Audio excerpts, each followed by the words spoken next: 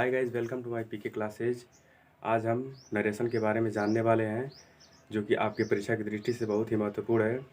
और इससे नरेशन से यानी इससे हर परीक्षा में आपको एक या दो क्वेश्चन ज़रूर देखने को मिलता है, जैसे एयरफोर्स हो गया, वाई ग्रुप या एनडीए या फिर नेवी में इससे रिलेटेड क्वेश्चन ज़रूर आते हैं। तो आइए देखते हैं नरेशन होता क्या है। तो देखते हैं नरेशन या इसको स्पीच भी कह देते हैं, इंग्लिश में स्पीच भी कह देते हैं, जिसको हिंदी में कथन कहते हैं। नरेशन दो प्रकार का होता है। नरेशन कितने प्रकार का होता है? नरेशन दो प्रकार का होता है। दो प्रकार का होता है। पहला डायरेक्ट स्पीच।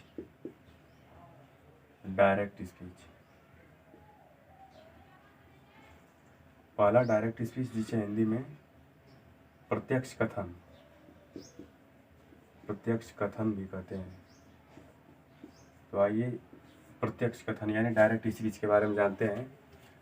तो डायरेक्ट स्पीच वह स्पीच होता है जिसमें वक्ता द्वारा कही गई बात को ज्यों का त्यों उसी के शब्दों में कहना डायरेक्ट स्पीच कहलाता है। तो आइए इसकी परिभाषा लिखते हैं। वक्ता द्वारा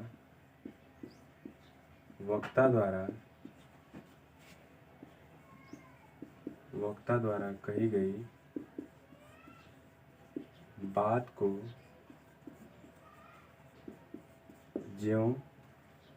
ज्यों का त्यों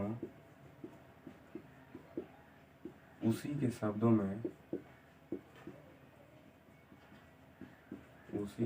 में कहना डायरेक्ट स्पीच कहलाता है। डायरेक्ट स्पीच कहलाता है। इसमें वाक्य को इन्वर्टेड कामा के अंदर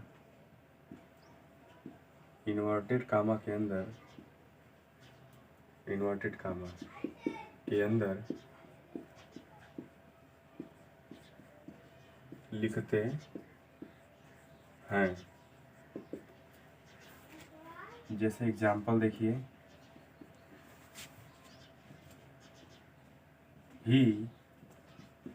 he said to me, comma inverted comma,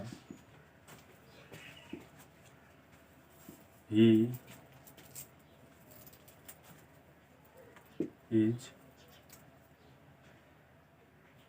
is an honest man, full stop, comma close। तो एग्जाम्पल हो गया, he said to me, comma inverted comma, he is an honest man. तो डायरेक्ट स्पीच क्या होता है?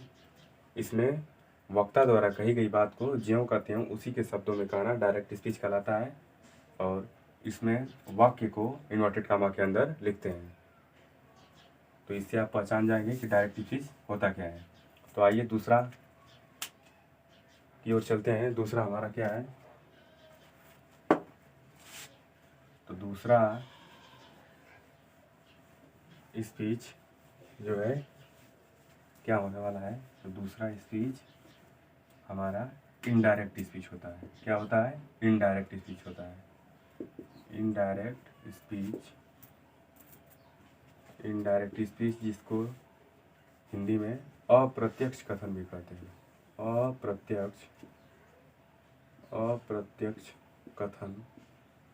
अप्रत्यक्ष कथन कहते हैं। तो इसका परिभाषा क्या है? इसमें वक्ता द्वारा कही गई बात को ज्यों का त्यों न कहकर अपने शब्दों में कहना इनडायरेक्ट स्पीच कहलाता है। तो इनडायरेक्ट स्पीच क्या है? इसमें वक्ता द्वारा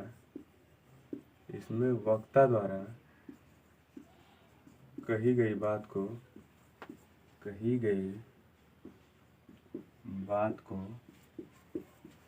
ज्यों का त्यों न कहकर अपने शब्दों में कहना, अपने शब्दों में कहना इनडायरेक्ट स्पीच कहलाता है। इनडायरेक्ट स्पीच कहलाता है। इनडायरेक्ट स्पीच कहलाता है। और इसमें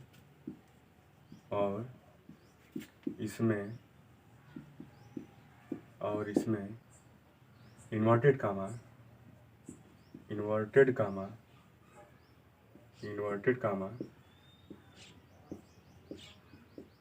हट जाता है। एग्जाम्पल देखिए, जैसे he told me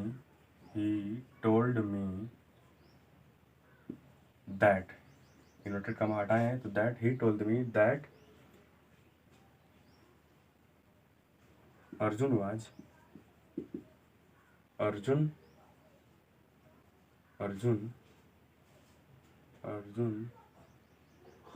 was going to school। तो ये इनडायरेक्ट स्पीच हो गया। तो आप लोगों ने इसका एग्जाम्पल भी देख लिया कि he told me that Arjun was going to school, क्योंकि इनडायरेक्ट बनाते समय इनमें इन्वर्टेड कामा हट जाता है और इन्वर्टेड कामा के स्थान पर दैट लगा देते हैं। तो यही दोनों आपको डायरेक्ट स्पीच और इनडायरेक्ट स्पीच आप लोगों को समझ में आ गया होगा। तो आगे चलते हैं, इसके कुछ नियम हैं डायरेक्ट से इनडायरेक्ट बनाने के। तो चलिए देखते हैं कि आगे नियम क्या होने वाला है।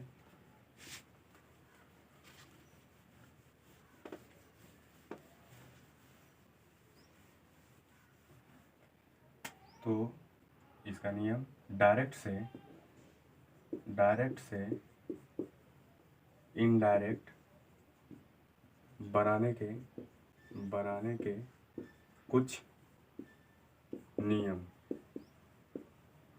क्या है। तो पहला नियम, इसमें डायरेक्ट से इनडायरेक्ट बनाते समय इन्वर्टेड कामा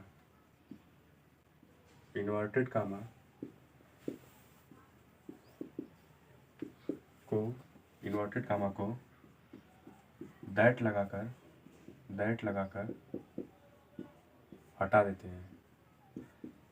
हटा देते हैं। इन्वर्टेड कामा को दैट लगाकर हटा देते हैं। दूसरा, कुछ रिपोर्टिंग वर्ब्स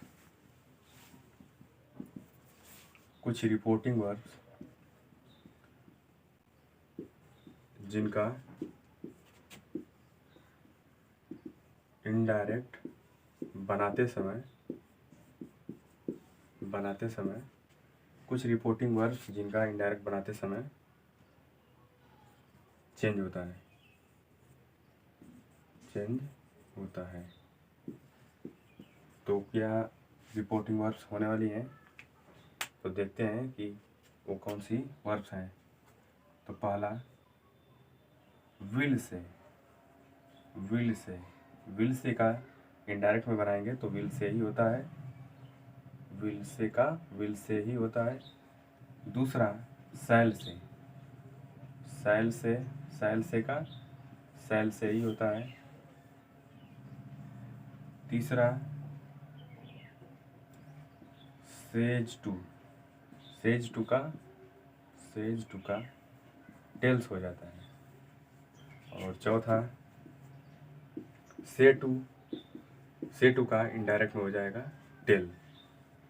पांचवा, विल से टू इसका क्या हो जाएगा इनडायरेक्ट में, तो विल टेल हो जाएगा, विल टेल। छठा, सैल से टू तो इसका हो जाएगा सैल टेल। और सातवां सैड टू, सैड टू का हो जाता है टोल्ड। तो ये कुछ रिपोर्टिंग वर्ब्स थी जिनका इंडायरेक्ट बनाते समय चेंज होता है। चलिए तब इसके आगे देखते हैं। तो चलिए देखते हैं आगे कुछ और इम्पोर्टेंट नियम है उसको डिस्कस करते हैं। तो ये आपको अच्छे से समझ में आ गया होगा। तो आगे कुछ इम्पोर्टेंट नियम और है उसको देख लेते हैं।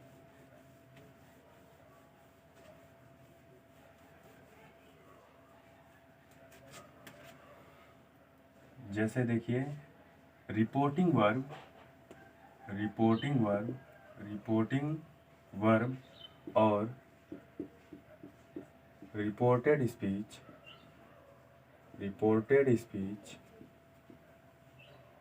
रिपोर्टेड स्पीच और रिपोर्टिंग स्पीच, और reporting speech, reporting speech, reporting speech क्या होता है, इसको कैसे पहचानेंगे कि कौन रिपोर्टिंग स्पीच है, कौन रिपोर्टिंग वर्ब है और कौन रिपोर्टेड स्पीच है। तो आइए देखते हैं। जैसे हम एक एग्जांपल ले लेते हैं, he said to me, comma inverted comma में,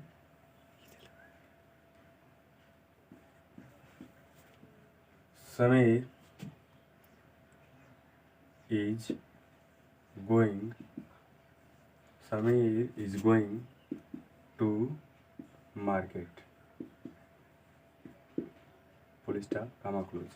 तो इसमें हम रिपोर्टिंग वर्ब क्या है और रिपोर्टेड स्पीच क्या है और रिपोर्टिंग स्पीच क्या है इसमें हम जानेंगे। तो सबसे पहले यहाँ पर होगा ही सैड टू मी, होगा इज नहीं होगा यहाँ पर, he said to me, he said to me होगा। तो देखते हैं, he said to me Sameer is going to market. तो इसमें रिपोर्टिंग वर्ब जो होगा हमारा, इसमें जो ये बाहर वाला होता है इसको बोलते हैं रिपोर्टिंग स्पीच। इसको क्या बोलते हैं, रिपोर्टिंग नहीं, रिपोर्टिंग स्पीच नहीं, रिपोर्टिंग वर्ब बोलते हैं। क्या बोलते हैं, रिपोर्टिंग वर्ब बोलते हैं। और ये जो पूरा पार्ट होता है बाहर वाला, ये जो पूरा पार्ट होता है बाहर वाला, इसको हम बोलते हैं, इसको बोल देते हैं रिपोर्टिंग, रिपोर्टिंग स्पीच। जो ये पूरा बाहर वाला पार्ट होता है यहाँ से लेकर ही सेड टू मी जितना है, इसको पूरा बोलते हैं रिपोर्टिंग स्पीच। और जो पूरा अंदर वाला पार्ट होता है इन्वर्टेड कामा के अंदर वाला, इसको बोलते हैं रिपोर्टेड स्पीच। जो अंदर वाला पार्ट होता है इसको बोलते हैं रिपोर्टेड स्पीच, और जो बाहर वाला होता है पूरा पार्ट इन्वर्टेड कामा के, उसको बोलते हैं रिपोर्टिंग स्पीच। और जो सैड टू या से टू या विल से टू ये सब होता है तो इसको बोलते हैं रिपोर्टिंग वर्ब बोलते हैं। तो ये आपको अच्छे से समझ में आ गया होगा कि रिपोर्टिंग वर्ब, रिपोर्टेड स्पीच और रिपोर्टिंग स्पीच क्या होता है। तो आइए आगे चलते हैं, अगले नियम की तरफ बढ़ते हैं।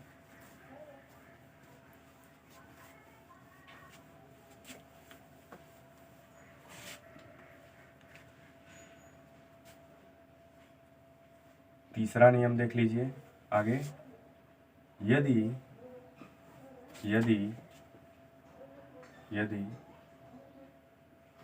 रिपोर्टिंग स्पीच, यदि रिपोर्टिंग स्पीच नहीं सॉरी रिपोर्टिंग वर्ब, यदि रिपोर्टिंग वर्ब, यदि reporting verb present, present tense, present tense या फ्यूचर टेंस में हो, प्रेजेंट टेंस या फ्यूचर टेंस में हो, टेंस में हो, टेंस में हो तो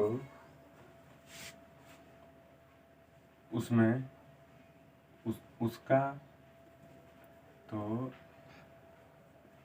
उसका इनडायरेक्ट बनाते समय, इनडायरेक्ट बनाते समय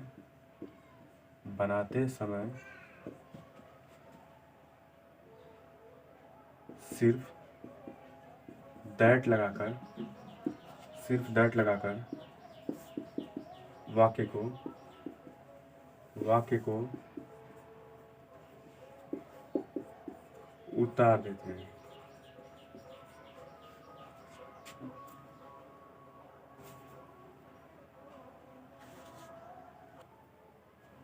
तो आइए एग्जाम्पल देखते हैं इसका। तो एग्जाम्पल हो जाएगा आलोक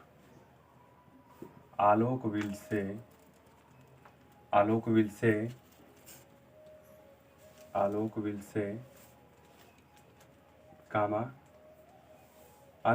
to me inverted comma Alok will say to me inverted कामा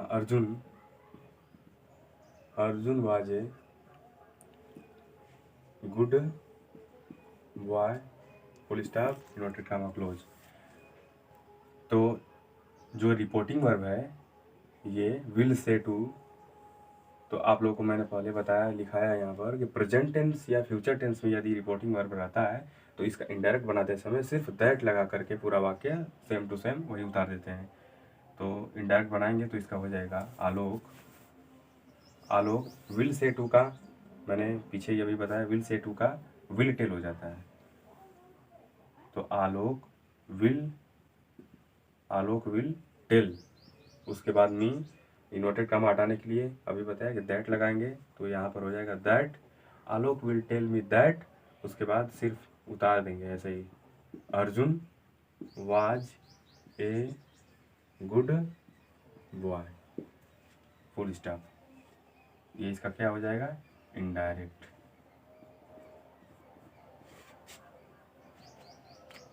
तो आगे देखते हैं कि आगे अब क्या होने वाला है। एक आध दो और एग्जाम्पल देख लेते हैं और दूसरा एग्जाम्पल देख लीजिए। जैसे अरुण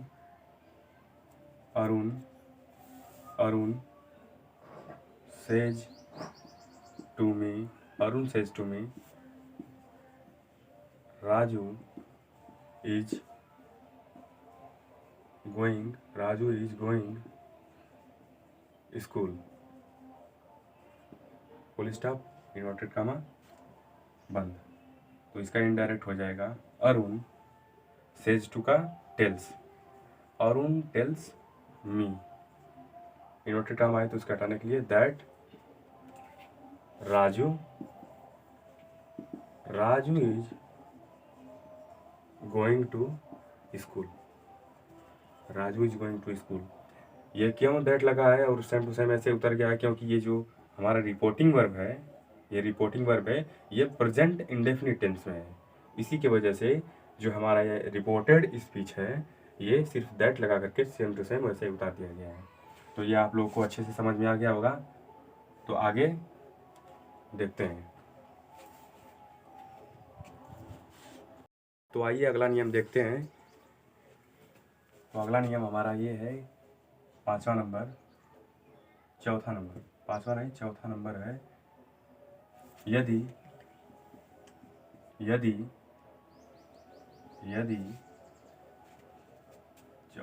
है यदि रिपोर्टिंग वर्ब पास्ट टेंस में हो, यदि रिपोर्टिंग वर्ब पास्ट टेंस में हो तो रिपोर्टेड स्पीच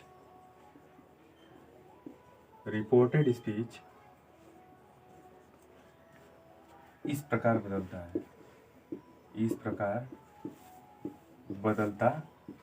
है।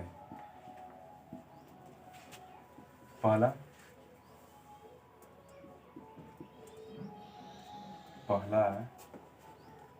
यदि प्रेजेंट में हो, प्रेजेंट इंडेफिनिट में हो,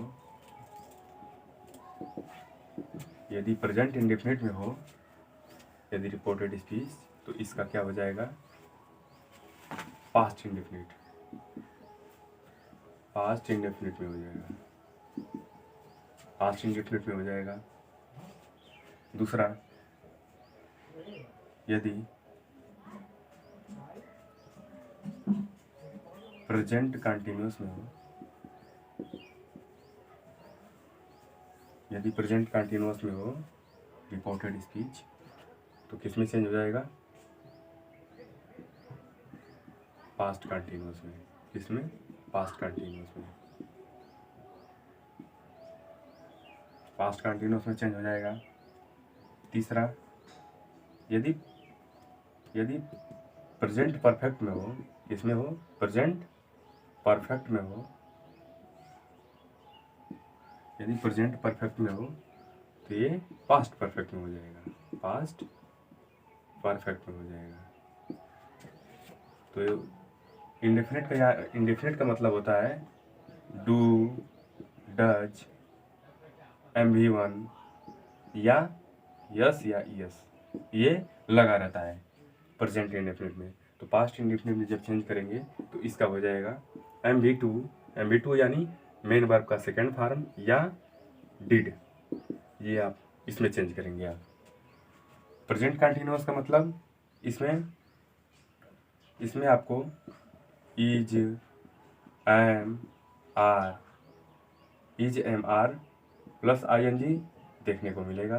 तो ऐसा रहेगा तो आप चेंज करेंगे पास्ट कंटिन्यूअस में, तो इसमें होता है वाज वर प्लस ING में चेंज करेंगे। वही प्रेजेंट परफेक्ट में रहेगा तो इसमें क्या आता है? हैज, हैव प्लस MV3 में। तो तीसरा ये जो हमारा है, तीसरा प्रेजेंट परफेक्ट में यदि है has, have plus MV third यानी मेन वर्ब का थर्ड फॉर्म, तो ये चेंज हो जाएगा पास्ट परफेक्ट में। तो इसमें क्या होता है? हैड प्लस MV3 होता है। चौथा, प्रेजेंट परफेक्ट कंटिन्यूअस में यदि है तो इसको पहचानें कैसे? तो इसमें रहेगा हैज या है प्लस बीन, तो ये प्रेजेंट परफेक्ट कंटिन्यूअस में रहेगा तो इसका चेंज हो जाएगा पास्ट परफेक्ट कंटिन्यूअस में, तो इसमें लगता है हैड प्लस बीन लगता है। पांचवा, यदि पास्ट इंडेफिनिट में है रिपोर्टेड स्पीच तो इसका चेंज होगा पास्ट परफेक्ट में, तो इसमें लगता है हैड प्लस MV3। छठवां, पास्ट कंटिन्यूअस, इसमें वाज या वर प्लस ING लगा होता है तो इसका चेंज हो जाएगा पास्ट परफेक्ट कंटिन्यूअस में, तो इसमें लगता है हैड प्लस बीन लगता है। तो आप लोगों ने देखा होगा कि रिपोर्टिंग वर्ब यदि पास्ट टेंस में हो तो रिपोर्टेड स्पीच इस प्रकार से बदलते हैं। तो आपने टेबल ये भी देख लिया कि कैसे कैसे बदलता है। तो आइए आगे कुछ देखते हैं और स्पेशल नियम है, तो चलिए आगे देखते हैं। बस थोड़ा ही नियम बचा हुआ है।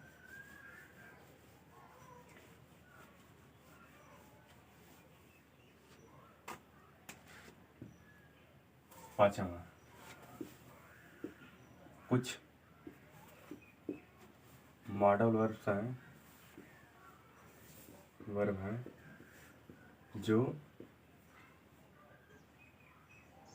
इस प्रकार बदलती हैं। जैसे सैल का बनाएंगे इनडायरेक्ट बनाते समय शुड हो जाता है। विल का वुड हो जाता है। कैन का कुड हो जाता है। उसके बाद सैल हो गया, विल हो गया, कैन हो गया। मे का माइट हो जाता है। कैन का कुड हो जाता है। ऐसे ही ये चारों जो वर्ब्स हैं इनका इनडायरेक्ट बनाते समय सैल का शुड, विल का वुड और कैन का कुड और मे का माइट हो जाता है। तो यदि ये सेंटेंस में यदि आ जाती हैं ये सारी वर्ब्स तो इनको बस चेंज कर देते हैं और सेम टू सेम ऐसे ही उतार देते हैं। जैसे एग्जांपल देखिए इसका, he said to me, comma, inverted comma, I will going to temple. I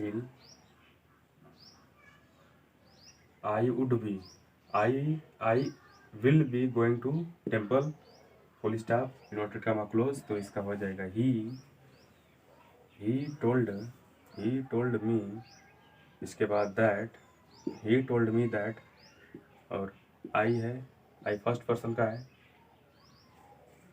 तो सब्जेक्ट के अनुसार चेंज होगा, तो आई का क्या हो जाएगा, यहाँ पर ही हो जाएगा।